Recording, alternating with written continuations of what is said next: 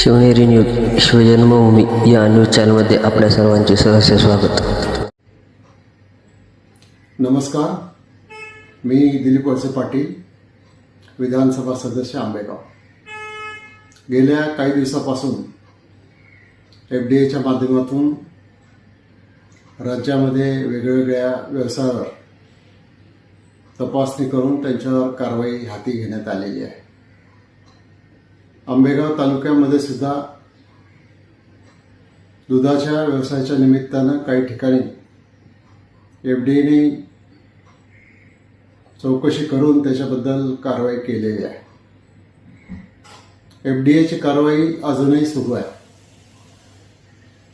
या संदर्भामध्ये माझे काही राजकीय विरोधक जाणून बुजून ज्या गोष्टीशी माझा काही संबंध नाही अशा गोष्टीचं नाव जोडून माझी प्रतिमा मलिन करण्याचा प्रयत्न करत आहे. या संदर्भामध्ये मी माझी भूमिका अतिशय स्पष्ट केलेली आहे की अशा प्रकारची भेसळ करणारी व्यक्ती किंवा कंपनी किंवा संस्था कुठली जरी असली तरी त्याला मी पाठीशी घालणार नाही.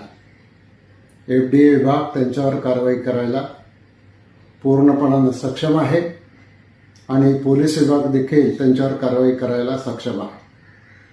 परंतु जाणून बुजून माझं चारित्र्य हनन करण्याच्या दृष्टिकोनातून, मला राजकीयदृष्ट्या अडचणीत आणण्याच्या दृष्टिकोनातून काही विघ्न संतोषी अल्पसंतुष्ट लोक वेगवेगळ्या प्रकारच्या पत्रकार परिषदा, सभांच्या माध्यमातून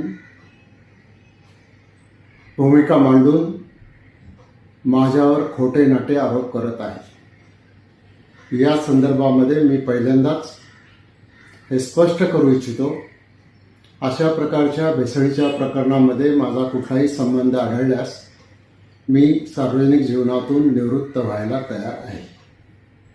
1 मिनिटंसुद्धा वाट बघणार नाही.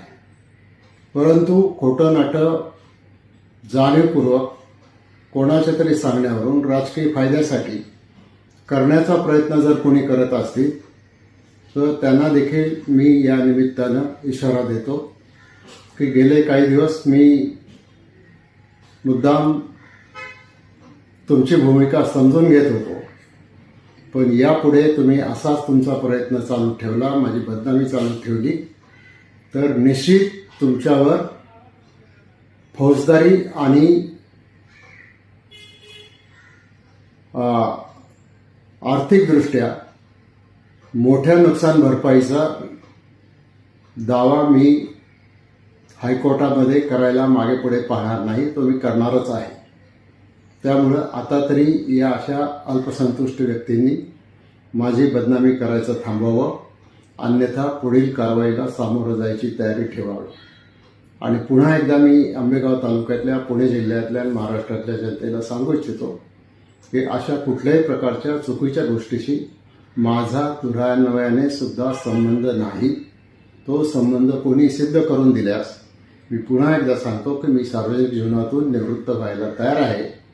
मला असं वाटतं याच्यामधून समाज माध्यमं, YouTube channels, print media, electronic media या सर्वांनी याची नोंद घ्यावी आणि याबाबतची माझी भूमिका ही स्पष्ट ती जनतेपर्यंत जावी. म्हणूनच आज मी हा व्हिडिओच्या माध्यमातून आपल्याला सर्वांना अतिशय नम्रतेचा संदेश देत आहे.